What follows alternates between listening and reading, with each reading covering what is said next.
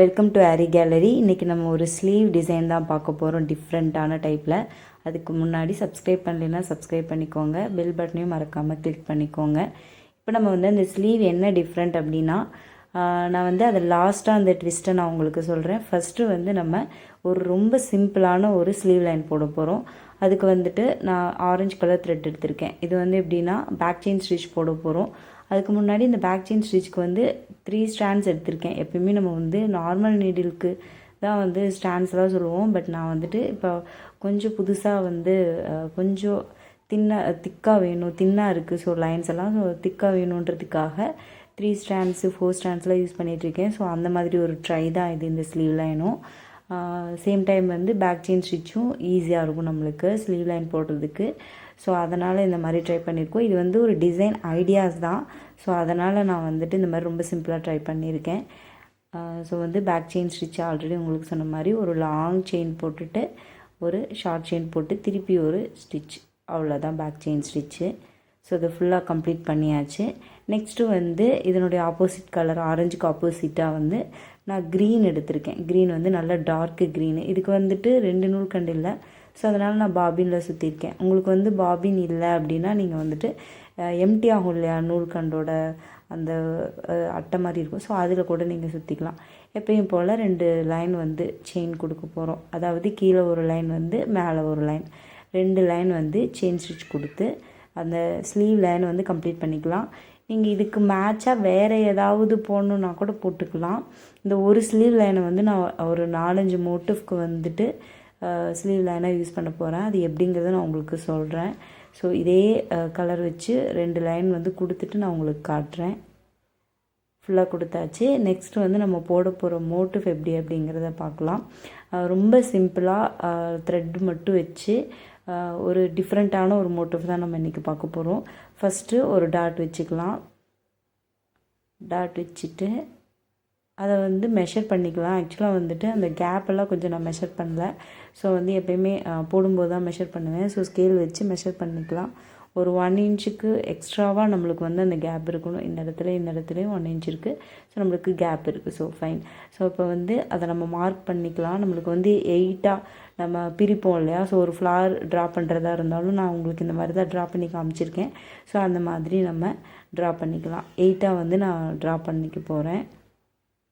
First 4ஆக வந்துட்டு ஈவனாக பிரிச்சுட்டு அதுக்கப்புறம் தான் நம்ம 8ஆக பிரிக்கணும். நெக்ஸ்ட்டு வந்து நான் இந்த மாதிரி ஒரு காயின் எடுத்திருக்கேன். நான் ரவுண்டு போடுறதுக்காக காயின் எடுத்திருக்கேன். நம்ம மேலே வச்சு ரவுண்ட் போடுறதில்ல, ஏன்னா நம்ம ஸ்டார்டிங்லேயே சென்டரில் டாட் வச்சுட்டோம். ஸோ நல்லா கீழே வச்சு லைட்டாக அழுத்தி பிடிச்சோன்னா அந்த சர்க்கிள் தெரியும். ஸோ அதை வந்து சென்டர் பண்ணிவிட்டு நம்ம இப்போ ரவுண்ட் போட்டுக்கலாம். கண்டிப்பாக நம்ம கீழேருந்து ஃப்ரேமை அழுத்தினா தான் நம்மளுக்கு அந்த காயினுடைய ஸ்ட்ரக்சர் தெரியும்.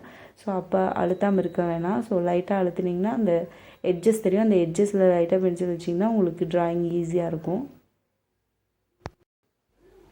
ஸோ ஃபுல்லாக ரவுண்டு போட்டு முடிச்சாச்சு. ரொம்ப ஈஸி. அவசரப்பட்டு இந்த மாதிரி டாட் வச்சுட்டாலும் அதை சுற்றி ரவுண்டு போடுறது ரொம்ப ஈஸி. ஸோ ஃபில் பண்ணியாச்சு. நெக்ஸ்ட்டு வந்து இதில் என்ன ஸ்டிச் டிஃப்ரெண்ட்டாக நம்ம போட போகிறோம் அப்படிங்கிறத பார்க்கலாம். நான் வந்து 8 லைன்ஸ் போட்டிருக்கேன் ஆல்ரெடி, நான் உங்கள்கிட்ட சொன்ன மாதிரி. இது வந்து button hole, wheel button hole stitch நம்ம கேள்விப்பட்டிருப்பீங்க. அதை தான் நம்ம வந்து இதில் ட்ரை பண்ண போகிறோம். அதாவது இந்த சென்டரில் இருந்து பட்டன் ஹோலுக்கு எடுக்காமல் எந்த இடத்துல பட்டன் ஹோல் தேவைப்படுமோ அதுக்கு ஆப்போசிட்டில் இருந்து நம்ம எடுக்கணும். பிகாஸ் நம்ம அங்கே தான் வந்துட்டு ஷார்ட் ஸ்டிச் போடுற மாதிரி இருக்கும். ஸோ உங்களுக்கு புரிஞ்சிருக்குன்னு நம்புகிறேன். ஸோ அந்த லைன் நம்ம 8 லைன்ஸ் போட்டிருக்கோம் இல்லையா, அதை பேஸ் பண்ணி நீங்கள் வந்துட்டு த்ரெட் எடுத்துக்கோங்க. சேம் அதிலே லைன்ஸ் வர்ற மாதிரி நம்ம பண்ணிக்கலாம். இதுக்கு நான் ஆல்ரெடி அந்த ஸ்லீவ் லைனில் யூஸ் பண்ண ஆரஞ்சு கலர் த்ரெட்டு தான் யூஸ் பண்ணியிருக்கேன். இப்போது பட்டன் ஹோல் போட்டுட்டு அப்படியே த்ரெட்டை எடுத்துகிட்டு வந்து எங்கே ஸ்டார்ட் பண்ணமோ அங்கே ஒரு ஷார்ட் ஸ்டிச்சு போட்டுட்டு அந்த லைனுக்கு ஈக்குவலாக கொண்டு வந்துடணும். இந்த லைனுக்கு கொஞ்சம் தள்ளி போயிடுச்சு, நம்ம மறுபடியும் கரெக்டாக ப்ளேஸ் பண்ணிக்கலாம். இப்போ மறுபடியும் சேம் அந்த லைனுக்கு ஸ்ட்ரைட்டாக பட்டன் ஹோல் ஸ்டிச் எடுத்துகிட்டு வந்து ஷார்ட் ஸ்டிச்சு எகெயின் அடுத்த லைனுக்கு ஸ்ட்ரைட்டாக. ஸோ இந்த மாதிரி நம்ம கொண்டுட்டு வரும்போது இது வந்து ரொம்ப புது டிசைன்லாம் கிடையாது. Wheel type button hole stitch தான். பட்டன் ஹோல் ஸ்டிச்சவே வந்து நம்ம வந்து அது ஒரு ரவுண்டில் போடுறோம். ஸோ இதை நான் உங்களுக்கு ஆல்ரெடி சொல்லியிருக்கேன்.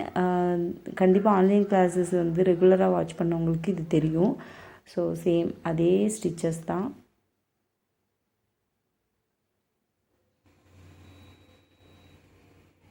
ஸோ சேம் மறுபடியும் லைட்டாக டைட் பண்ணிவிட்டு அதுக்கப்புறமா கொண்டு போகணும். இல்லைன்னா நம்மளுக்கு அந்த அங்கே லாங்காக ஒரு செயின் போட்டிருக்கோம் இல்லையா, அது வந்து நகரும்.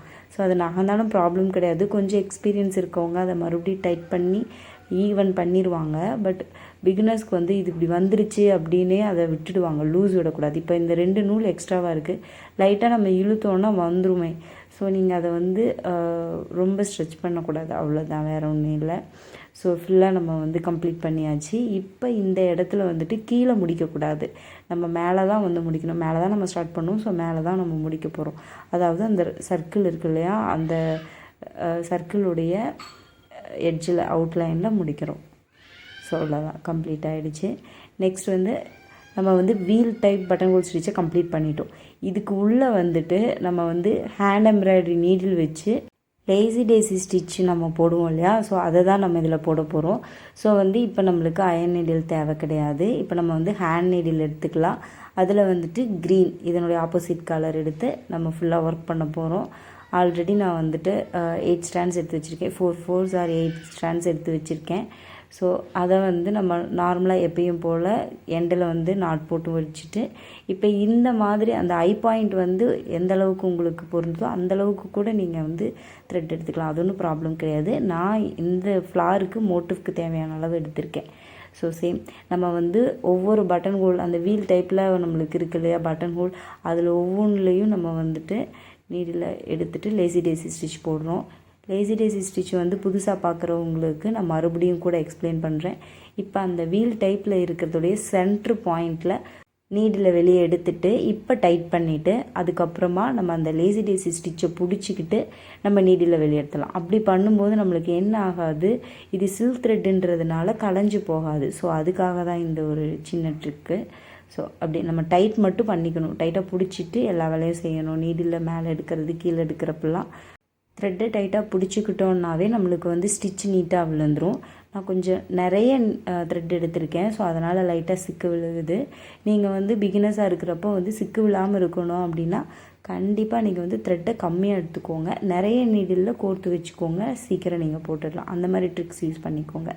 சேம் இதே மாதிரி தான் நம்ம எல்லா வீல்லையும் போட போகிறோம். பிகினர்ஸ்க்கு இப்போ நான் உங்களுக்கு எக்ஸ்பிளைன் பண்ணிடுறேன். ஃபஸ்ட்டு வந்து நம்ம ஹேண்ட் எம்ப்ராய்டரி நீடில் மேலே எடுத்துக்கணும். எடுத்துட்டு கொஞ்சம் ஃபுல்லாக எடுத்துகிட்டு கொஞ்சம் மட்டும் பிடிச்சிட்டு என்ன பண்ணணும், மறுபடியும் நீடில் கீழே இறக்கணும். கீழே இறக்குறது கொஞ்சம் தள்ளி தான் வந்து நம்ம நீடில் வந்து கீழே இறக்கணும், பஞ்ச் பண்ணணும். ஸோ இப்போ நல்லா அந்த த்ரெட்டை வந்து சரி பண்ணி விட்டுட்டு இப்போது நம்ம அந்த பாயிண்ட்டு நான் சொன்னேன் இல்லையா, வீல் டைப்புடைய சென்ட்ரு பாயிண்டில் கொஞ்சம் கீழே இறக்கிட்டு நம்ம வந்து நீடில் மேலே எடுத்துக்கணும். அப்படி பிடிச்சிட்டு நீடில் பிடிச்சிட்டு இப்போ கீழே சில்க் த்ரெட் இருக்கு இல்லையா, அதை நல்லா டைட் பண்ணிக்கணும். டைட் அதை நம்ம அதை சரி பண்ணுறோம். இப்போ பார்த்திங்கன்னா தெரியும், நூலாக தெரியாமல் கரெக்டாக ஈவனாக இருக்குது. ஸோ அதை அப்படியே பிடிச்சிட்டு ஃபுல்லாக த்ரெட்டை வெளியே எடுத்துடலாம். ஸோ மறுபடியும் போட்டாச்சு, பார்த்திங்கன்னா தெரியும் நீடில் கீழே இறக்கியிருக்கேன். ஸோ நெக்ஸ்ட்டு இப்போ மறுபடியும் பாருங்கள், பக்கத்துலேயே கீழே இறக்கிட்டு நல்லா டைட்டாக பிடிச்சிட்டு ஆல்ரெடி சொன்ன மாதிரி சென்ட்ரு பாயிண்ட்லேருந்து நீடில் எடுத்துட்டு இப்போ கீழே த்ரெட்டை டைட் பண்ணிக்கலாம். இப்போ மறுபடியும் கீழே இறக்கி ஸ்டிச்சை நம்ம கம்ப்ளீட் பண்ணியாச்சு. ஸோ அவ்வளோதான், பார்த்திங்கன்னா தெரியும், இவ்வளோ தான்.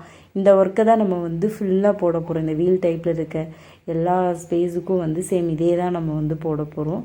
ஸோ அது அங்கங்கே நம்மளுக்கு நீடில் பாயிண்ட் வந்து சேஞ்ச் ஆகும். ஸோ சேம், ஆனால் நம்ம கரெக்டாக ப்ராப்பராக அதனுடைய சென்டர்லேருந்து எடுத்து கொஞ்சம் நூலை பிடிச்சிக்கிட்டு இப்போ என்ன பண்ணணும், கீழே கொஞ்சம் தள்ளி பஞ்ச் பண்ணி கீழே ஃபுல்லாக த்ரெட்டை எடுத்துக்கணும்.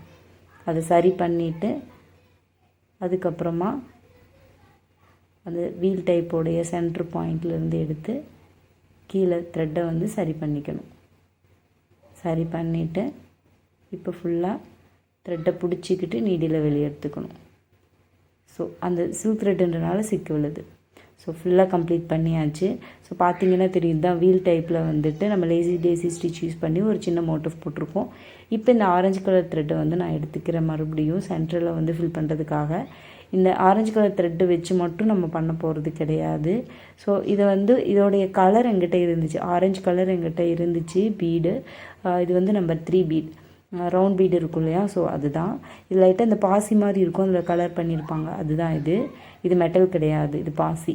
ஸோ இது அப்படியே நம்ம எப்பயும் போல் பீட் அட்டாச் பண்ணுவோம் இல்லையா, ஸோ அதே மாதிரி பண்ணிவிட்டு அந்த லைட்டாக சின்ன சின்ன கேப் இருக்கும். ஸோ அதனால் 2 லைன் நம்ம செயின் ஸ்டிச் போட்டு அப்படியே நம்ம ஃபில் பண்ணிக்கலாம். அதை இல்லை வேறு ஏதாவது நம்ம ஃப்ரெஞ்ச் நாட்ஸ் போட்டும் நம்ம கம்ப்ளீட் பண்ணிக்கலாம்.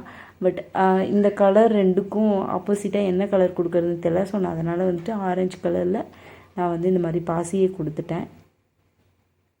நீங்கள் வேணும்னா அதுக்கு ஒரு இப்போ வேறு வேறு கலர்ஸ் சூஸ் பண்ணுறீங்க அப்படின்னா அதுக்குள்ளே ஃப்ரெஞ்ச் நாட்ஸ் கொடுத்திங்கன்னா ரொம்ப அழகாக இருக்கும். ஸோ அவ்வளோதான் இந்த மோட்டிஃப் ஒரே ஒரு மோட்டிஃப் நம்ம போட போகிறது கிடையாது. இன்கேஸ் ஸ்லீவ் ஃபுல்லாக போட போகிறோம். ஸோ அந்த மாதிரி போட்டால் இது ரொம்ப அழகாக இருக்கும். எப்படி இருக்கும் அப்படிங்கிற லுக்கை நான் இப்போ உங்களுக்கு காட்டுறேன். இதுதான் அந்த லுக்கு. பார்க்குறதுக்கு இந்த மாதிரி தான் இருக்கும் ஃபுல்லாக போட்டால். ஆக்சுவலாக நான் ஃபுல்லாக போடலை, அந்த ஒரே ஒரு மோட்டிஃப் மட்டும்தான் போட்டிருக்கேன். இதுதான் இந்த வீடியோவில் யூஸ் பண்ண ட்ரிக்கு. ஆக்சுவலாக ஓவரால் மோட்டிவ்ஸ் ஒரு 4 மோட்டிவ் போட்டு காட்டலாம் அப்படின்னு தான் நான் ஸ்டார்ட் பண்ணேன். பட் இந்த மாதிரி நம்ம எடிட் பண்ணி காமிச்சா ஒரு சிலருக்கு நிறைய ஐடியாஸ் வரும். ஸோ அந்த மாதிரி போட்டு பார்ப்பாங்க. மேக்ஸிமம் ஓவரால் புட்டாஸாக ஸ்லீவில் இல்லை நெக்லைனில் அந்த மாதிரி போடுறதுக்கு ட்ரை பண்ணுவாங்க. ஸோ அதனால் இந்த மாதிரி ஒரு ஐடியா பண்ணேன். கண்டிப்பாக இந்த மாதிரி ஓவரால் டிசைன்ஸில் வேறு என்ன மாதிரியான ட்ரிக்ஸ் யூஸ் பண்ணி உங்களுக்கு ஒரு டிசைன் ஐடியாஸை கொடுக்க முடியும் அப்படிங்கிறத நான் ட்ரை பண்ணுறேன். இது கண்டிப்பாக உங்களுக்கு யூஸ்ஃபுல்லாக இருந்துச்சா இல்லை டிசப்பாயிண்ட்டாக இருந்துச்சா அப்படிங்கிறத எனக்கு கமெண்டில் சொல்லுங்கள். எப்போவுமே புதுசாக ஏதாவது ட்ரை பண்ணி நான் உங்களுக்கு சொல்கிறதுக்கு ட்ரை பண்ணுவேன். ஸோ இது எனக்கே ரொம்ப புதுசு. எடிட்டிங்கில் ஃபோட்டோஸ்க்கு நான் எடிட் பண்ணியிருக்கேன் ஃபுல்லாகவே. ஸோ இது எப்படின்னு எனக்கு தெரியல. இது உங்களுக்கு பிடிச்சிருக்கா என்னன்னு தெரியல. கண்டிப்பாக அதை கமெண்ட் பண்ணுங்கள். நான் அண்டர்ஸ்டாண்ட் பண்ணிக்கிறேன். இந்த எடிட்டிங் நம்ம ஒரு ஃபோட்டோவாக தான் என்னால் கொடுக்க முடிஞ்சிச்சு. ஸோ இது உங்களுக்கு கண்டிப்பாக பிடிச்சிருக்குன்னு நம்புகிறேன். லைக் பண்ணுங்கள், ஷேர் பண்ணுங்கள், கமெண்ட் பண்ணுங்கள், மறக்காமல் சப்ஸ்கிரைப் பண்ணுங்கள். தேங்க்ஸ் ஃபார் வாட்சிங்.